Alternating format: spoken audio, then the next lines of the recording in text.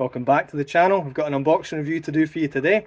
So this has just turned up. So this is a brand new tooling, 100% new molds for 2023 from Italeri, Italeri, however you want to pronounce it.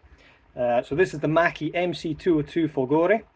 So as I say, the brand new kit for Italeri. What I'm hoping is, because this is an Italian subject by an Italian company, I'm hoping this is going to be a really nice kit. Some of the 1/32 scale Italeri kits earlier on were kind of a bit hit and miss. They seem to be getting better as they go through. So like I say, I'm hoping this is going to be a stunning kit. I've seen a little bit online about it, but really not much at all. The other thing you'll note as well, there's an affiliation with the Italian Air Force because they're celebrating their 100 years. Started off in 1923, so obviously 100 years till now. So starting off, looking around the box, we can see that we're given 8 marking options. You can see the breakdown of the smoke ring camouflage as well, given to you on a decal sheet, and obviously the markings as well, which are printed by cartograph, so we shouldn't have a problem with them at all. Normally get a photo etch sheet, which is quite normal. This is something that I'm quite interested in. So this appears to be a 3D printed decal sheet of the instrument panel from Italeri. Obviously you've got other manufacturers out there producing these, but this is the first time I've seen Italeri box their own 3D decals with a kit, so we'll have a look at them. And the other thing to note as well that I noticed, it appears to be made in Italy, which is nice to see. So anyway, without further ado, let's get it open and see what we're given. So it's quite a sturdy box, quite impressed with that. So we can see we're greeted by the usual sort of instruction manual. We've also got a nice cardboard sheet keeping everything nice and flat for the photo etch, and these instrument decals. We'll have a look at that in a minute. We've obviously got the decal sheet as well, painting guide, and the plastic. But we'll have a look at that in a minute. We'll start off with the instruction sheet. So we're starting off with the instructions. So you can see it's nice glossy paper, quite high quality. Same obviously as the box art on the front. So we get a breakdown, so we've obviously got, again, the decals and the 3D printed ones, the usual sort of bump about the aircraft, a little bit of information. We get the sprue callouts themselves. Looks like we get some bits and pieces that we normally wouldn't see, so we get some tubing and we get some wire as well. Obviously the photo etch sheet. And the colour callouts. So colour callouts are in Italeri's own paint brand, but the good thing we do get is the FS numbers. So if you're not, if you want to cross-reference, use your own brand of paint, make it a little bit easier for you as well. So starting off with the construction, so we're starting off with the engine blocks. That's a little bit unusual. Normally you start off with the cockpit. So anyway, we're putting that together. And we've got a few nice details to go in. So we've got some of this tubing coming in the back here as well, assuming for fuel, oil lines, coolant and what have you. So as I say, this is a Daimler-Benz 601 engine. The 202, the Italian fighters, shared a lot of commonality with the German fighters of the time. There would have been more Macchis produced if they could get hold of more engines from the Germans, but they were obviously keeping them for defending the Reich at home. So anyway, once we've got all this together, we're starting to add a bit more tubing as well. What I'm liking about this instruction manual is it's quite clear. And we're given multiple angles for the parts, which is quite useful actually. So if you're not sure how things are going together, hopefully we get an image that makes it a bit clearer. So we're moving on, so we're building up this kind of, looks like a wing spar. Looks like there's some nice details that's already molded onto that, and then we're adding in a few parts as well, oil tanks, or something for containing fluid. So anyway, once we've done that, the other thing to note as well, you need to be choosing which version you want to do. Seems to be a difference in version D versus the rest of them, so just be aware of that as we go through. Looks like we get weighted wheels, 2 halves coming together, and again we obviously get a nice side profile view as well. Then it's asking us to remove a few parts, so I'm assuming what they're going to do is they're going to use this kit to do the 205 Veltro, which is the aircraft that came after the 202. So I'm assuming this is allowing us to build the different aircraft, but what we need to do for the 202 is remove some of these lumps. I need to open up a couple of holes as well. Just be aware again, if you pick D, you need to be making sure that you're doing things slightly different from the rest of the marking options. Same thing again here, obviously that's what it's telling you there. So we've got this spar that we've been assembling going into the bottom half of the wing. Looks like some wheel well covers coming in on the top here as well. And then they're wanting us to fit the gear at this point. And what I'm just looking to see is if we can put this gear in afterwards. So I would rather build the entire aircraft, paint it and do what we need to do, and then when we come to finally assemble it, put the actual gear in itself.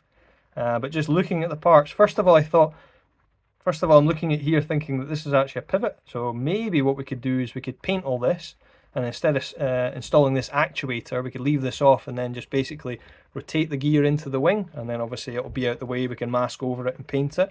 But looking on the back side of here, it looks as though it's a square peg, so we'll need to have a look at that to see, because it looks as though hopefully we've got enough room to wiggle this in later on in the build. It'll be a real shame if we have to put these in at this stage, just because they end up getting in the way. You end up knocking them off and what have you. Anyway, moving on. So this is obviously version D, so a similar sort of thing that we're doing. I'm just trying to see what the main differences are. Not obvious to me anyway, between the two. Again, somebody with a bit more knowledge than I will probably point this out. They'll be sitting there screaming at this video. So anyway, we're moving on. So we've got this engine. That's quite unusual actually. I've never seen this before, putting the engine in before we actually put the fuselage on. But anyway, so we're putting what we've assembled already for the engine, going into this actual main wing spar itself. And it's the same thing again, we've got different views to help us with the assembly process. This is version D. So again, it's not obviously jumping out to me what is the difference between these two. Seems to be some extra piping or what have you between the two different versions. Anyway, we'll move on. Somebody with a bit more expertise can tell me what I'm doing wrong. So once we've done that, okay, so this is for alternative closed landing gear. So that's quite a nice feature. They're actually encouraging it or giving you the option of putting wheels up or wheels down. A lot of manufacturers these days just assume that we want all our aircraft sitting on the ground, so it's nice to be given that option. So anyway, we're moving on. So we're building up the guns, the actual main machine guns on the top of the engine themselves. These will obviously be firing through the propeller. And once we've done that, we're moving on. So we've got a couple of integrated wingtip lights, which is nice to see. And then we've got posable flaps, so they say closed and open or up and dropped. So that's them going together there, which is quite nice to see. So moving on, cockpit, so we've got the actual instrument panel going together with the gun sight coming in the top as well. We'll have a look at this plastic in the sprues. It looks as though we don't get any detail at all, so we have to use this decal set that we're given. But as I say, we'll have a look at that in a minute. So once we've done all that, we're building up the cockpit floor itself. So you've got the control column, the rudder pedals going in. We've got some photo etch details going in for the straps to retain the pilot's feet onto the pedals. Once we've done all that, we're starting to build up a few more of the actual cockpit frames and oxygen bottles going in there as well, which is nice to see. Again, different views as well, which is quite handy for when we're when we're aligning parts. But moving on, we've got the seat going together, so we've got photo etch for the seat belts, which is nice to see. And again, multiple views of this all going together, just showing you where all this wiring's going as well. So we've got a little bit of copper coming down in through here as well, which is quite nice. This is obviously attaching the seat belts onto the bulkhead itself, which is quite nice to see. So moving on, we've got the cockpit sidewalls themselves coming together. So we're building up this sort of cockpit tub. We've got some things like the throttle quadrant going on as well. And then we're given a few more, so we've got a bit of photo etch to go in here as well, and finishing obviously this other side like we've done before. And once we've done that, we're offering the cockpit into the fuselage halves. Just be aware we've got to open a few holes for different versions, so just be aware of that as you're going through. You've got the tail wheel being fitted at the same time. It looks to be that we're going to have to fit that, because again, the way this is going to fit into the fuselage, I don't think we're going to be able to fit that afterwards, which is a bit of a shame. And again, another bit that we might end up breaking off when during the build process. A couple more things to remove here. Again, not entirely sure if this is because we're using it for the later versions, as I've said before. Anyway, moving on. So same thing again. So we've got an optional wing armament assembly. So we've got machine guns going in the wings. Now I thought the 202 only had 2 machine guns, but maybe they mean just 2 in the wings and 2 in the fuselage. As I say, I'm not an expert in this, but we do get some nice photo etch details to go on over the top of it. And we've obviously got to remove a couple of lumps and bumps on the inside as well. So once we've done that, we're offering everything comes together. So we've got the fuselage coming onto this bottom wing set that we've been putting together, and then the top half of the wings coming onto that. Then we've got the ailerons going on as well, and quite a few bits of photo etch. So that looks like either well, I think these are reinforcing plates in the wing here. I'm not entirely sure what these are. I was just looking at this as it's similar to the Dragon BF109, in which case these are all actuated by using hinges, but I think these are just plates that go on here. As I say, I'm not an expert, so if anybody likes, everybody knows, let me know. Once we've done that, we're putting together the radiator. So it looks like we've got some PE parts, photo etch parts are doing the actual grills themselves, which is quite nice to see. And once we've done all that, we're basically putting that on the underside of the aircraft. And again, a little bit more photo etch coming on as well, replicating what we've done on the top side, and a few more reinforcing plates at the same point. And it looks like we even get so on the underside here we've got covers, access covers here, and it looks like we get PE parts for going on the fasteners or what have you, which is quite nice. So a lot of nice details packed into this kit. That's what I'm seeing so far. So same thing again. Yeah, so we're putting putting more PE in. Okay, so we've got PE to go down all these flaps and ailerons as well. So for version D, we're putting on something here. I don't know what this is, but again, something different. Yeah, so what I'm seeing here is, so version D is whatever this is. Now this must be something to do with airspeed or airflow or something like that. Some sort of, I don't know. Somebody can tell me what this is. But basically, in version D, we've got it on the underside of the wing. Every other version have it on the side of the fuselage. So again, just be aware of that when pick your version you're doing before you start building. And once we've done all that, we're starting to put together, so we've got obviously the gear doors going on as well. A little bit of photo etch as well, just to increase the detail in this area from what we can see.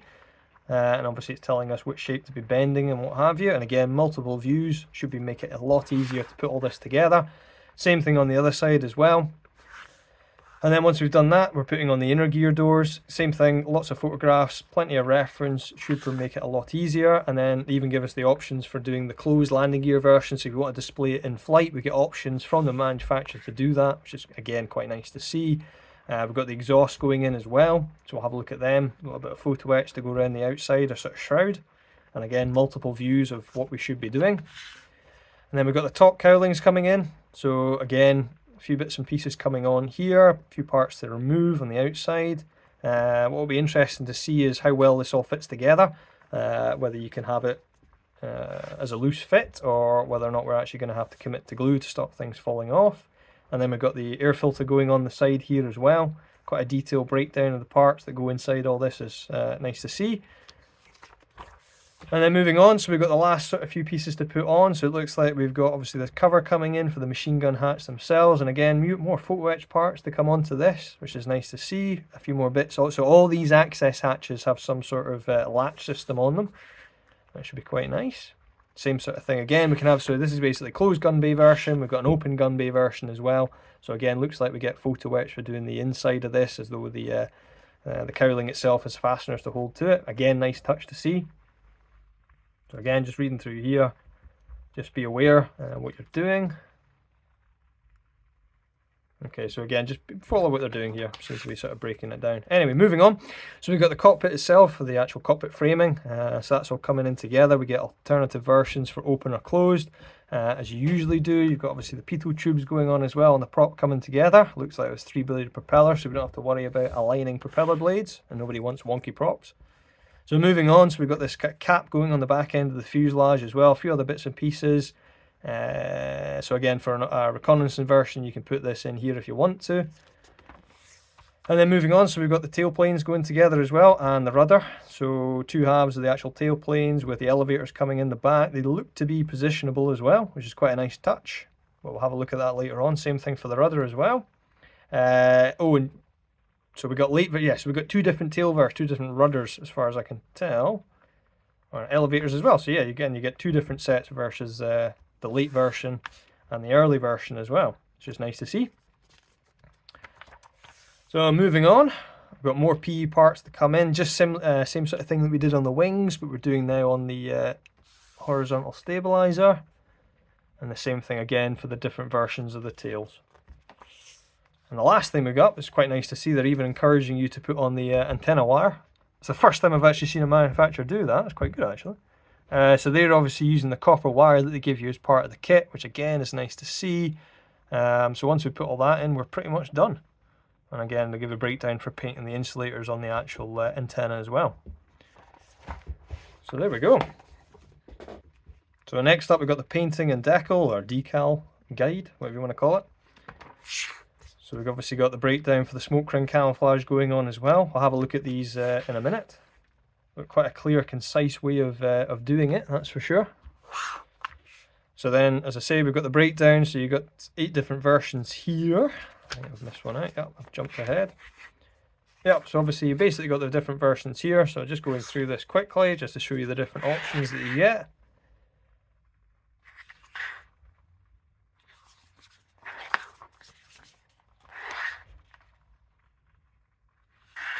Obviously iconic Italian camouflage patterns happening here. You'll also notice on this one, so the normal wing insignia, so up until it'd be 1943, so up until 1943, obviously when the Italians were on the Axis side of the war, they were obviously done up with these markings. Now I'm assuming what's happening here is this is done, so because this is August 1943, this is after obviously the switch sides, so we don't have actual national insignia on the actual plane itself, so that's quite interesting to see. And nice that Italeri have included that as one of the options, which is good. So just breaking this down, so again got a couple of options there, more traditional sort of smoke ring camouflage versus this sort of camouflage from 1943. Same thing again 1943, but in June.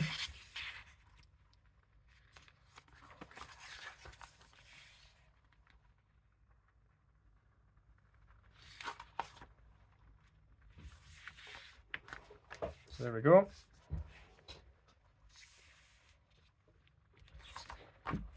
And then we get a breakdown how to apply. So basically, as far as I can tell, it's pretty much as you would do a normal decal, but the interesting thing to note is they are saying the colour of these rings will vary depending on the base paint they're being applied to.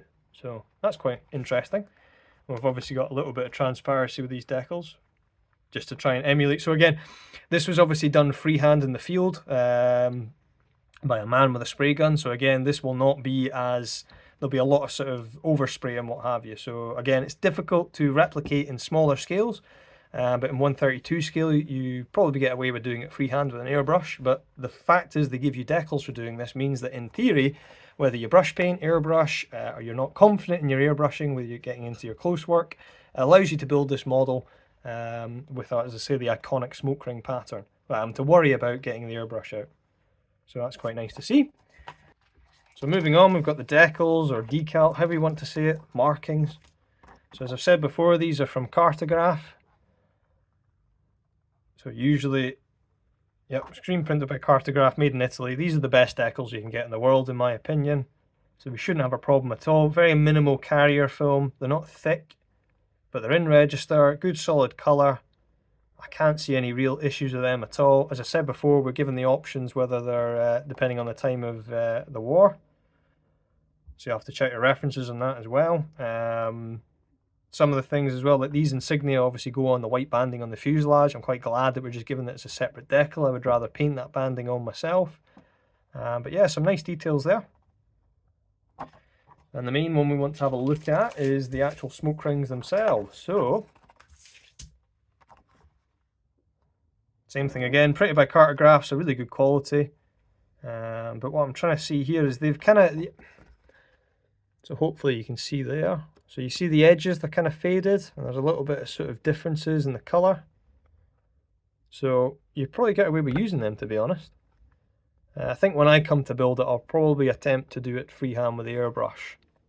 But as I say, it's nice to be given this option. So like I say, if you're not too confident and you've been put off in the past from building one of these aircraft because of the paint scheme, as I say, at least Italeri are giving you an easier option to use.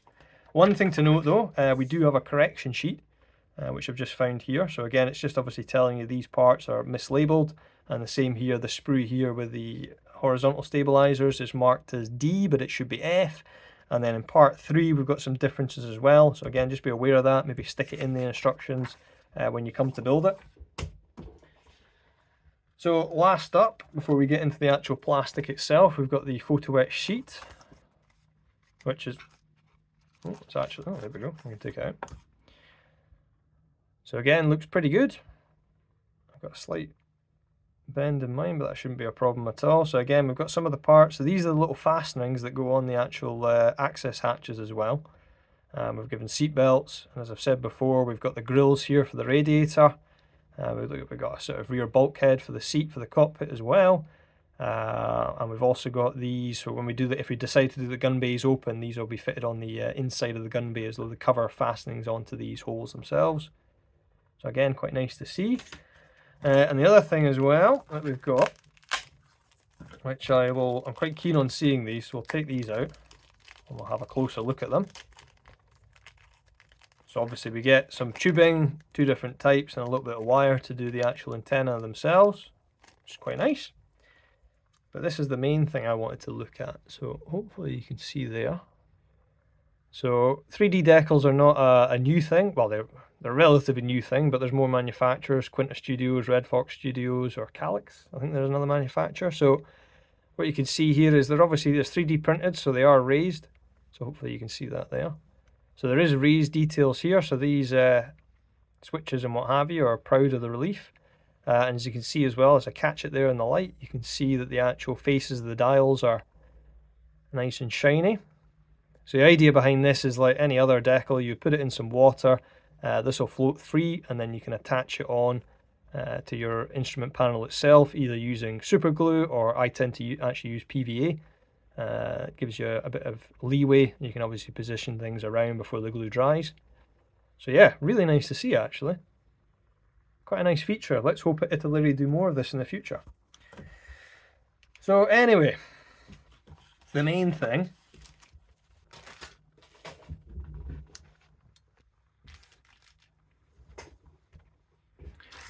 So now onto the sprues. So as you can see here, I've not even got them open yet. So we'll take these out. And we'll start off with the main one.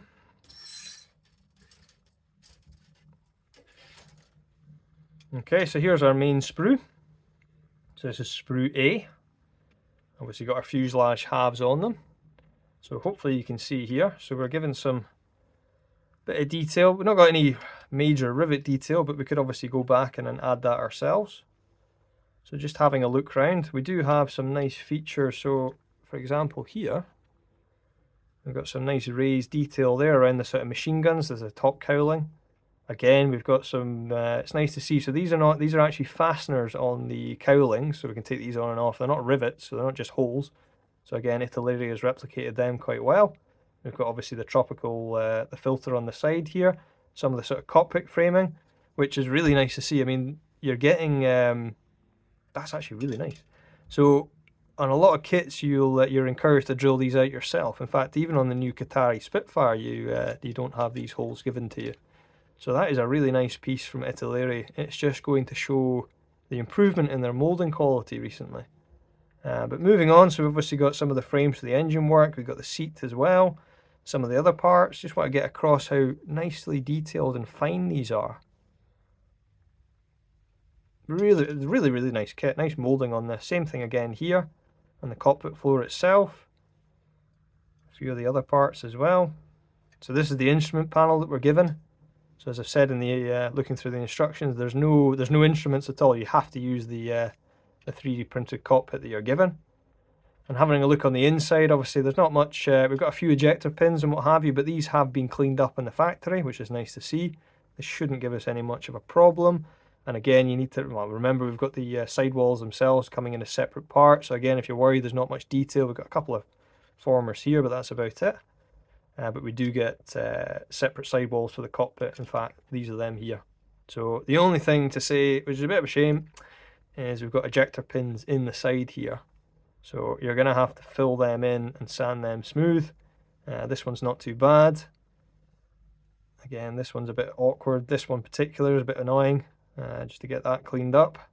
And should be able to get in and get that one sorted. So, as I say, we are seeing some ejector pins in some awkward places, which is a bit of a shame, but hey, we can live with that.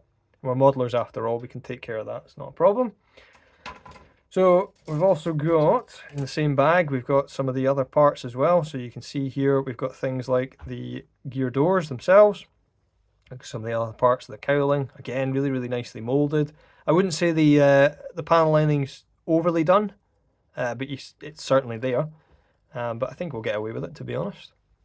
Some more of the other parts. Obviously, we've got the rudder and the horizontal stabilizers as well, and the exhaust. The exhausts are really nicely done, actually. So we've got open-end exhaust tips, which is really, really well done. So again, quite impressed with. Oh, we've lost a part off the sprue already, so just be aware of that.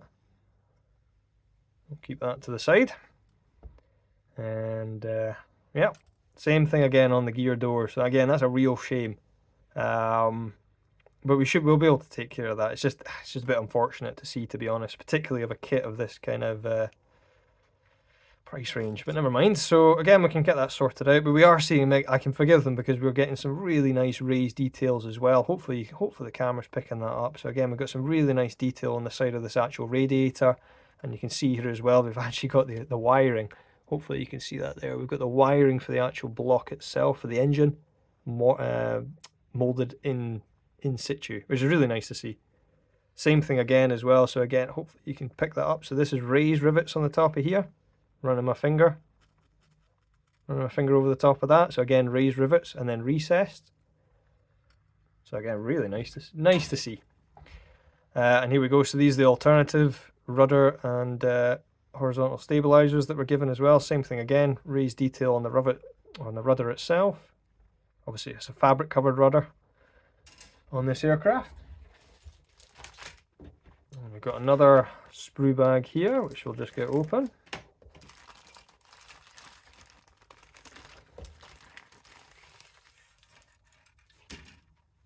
Oh, we've got a few parts coming off this one, so just be aware of that. I've lost a machine gun off somewhere. Let's see that there, we'll look at that in a minute. So, looking at this, we've got some recessed rivet detail. Not a lot, but enough to make it interesting. Hopefully you can see that there. So we're seeing some of the rivet detail here on the underside of this wing. And then we get into here, and this becomes raised rivets in there. So again, quite a nice touch, nicely molded. We've got this wing spar as well. Thankfully there's no ejector pins in this, which is nice to see. Top side of the wings as well. Everything looking quite nice.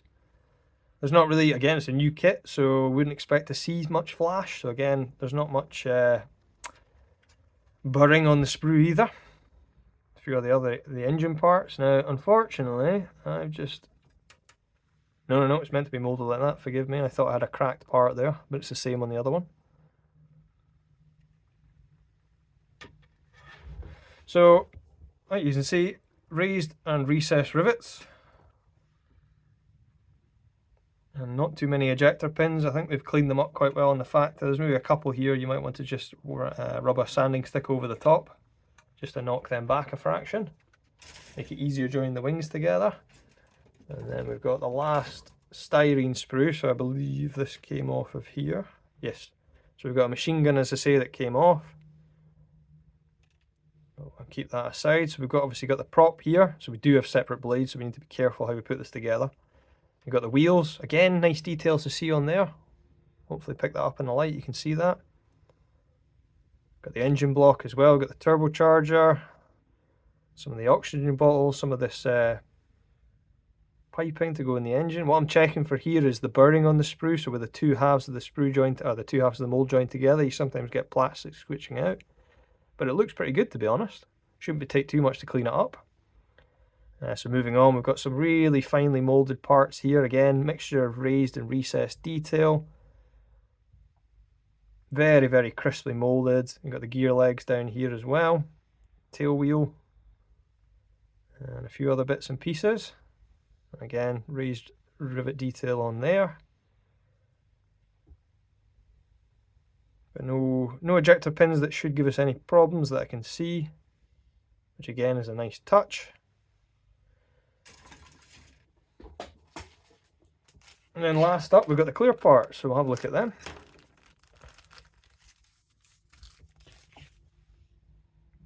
So again, nicely molded. Just checking that we've not got any distortion. So it looks pretty good. So unfortunately we don't get a mask set with this kit, but the framing on the actual canopy itself is quite pronounced. So it should make it, if you want to mask it yourself, it should make it a bit easier. Same thing on the front here as well, and we get some rivet detail going around the actual front canopy section as well. Even the gun sight's nicely moulded, hopefully you can see that on the camera. But that's really well done. So yeah, I'm quite impressed with this, it's quite good. So there you go guys. Overall, I'm quite impressed with the quality of the kit. It looks as though the Italeri have really stepped up their game, as expected for one of their in-house subjects, if you know what I mean. Italian fighter done by an Italian company, you would think they would put a bit more effort into it. I'm quite impressed with it. It looks to go, it's going to go together quite well. There's a good mixture of detail in it as well without being too excessive, so I would quite confidently say that pretty much anybody that's wanting to put one together, particularly of this 202 Folgore, this is the kit to go for. So thanks very much for watching guys, hopefully that was useful to some of you out there. As I say, it's certainly a subject that I'm keen on doing. I've got a few other things in the pipeline at the moment, which will get a release out soon enough, but this is definitely on the to-do list. I'll maybe wait and see what other aftermarket comes out. Particularly, I'm quite a fan of doing the fabric seatbelts in this scale, and I think that's the only thing that we don't get. And again, a mask set for the canopy would be useful, but it's not essential. If you're any good at masking with Tamiya tape, that shouldn't be a problem at all. So thank you very much for watching guys, and until next time, ciao.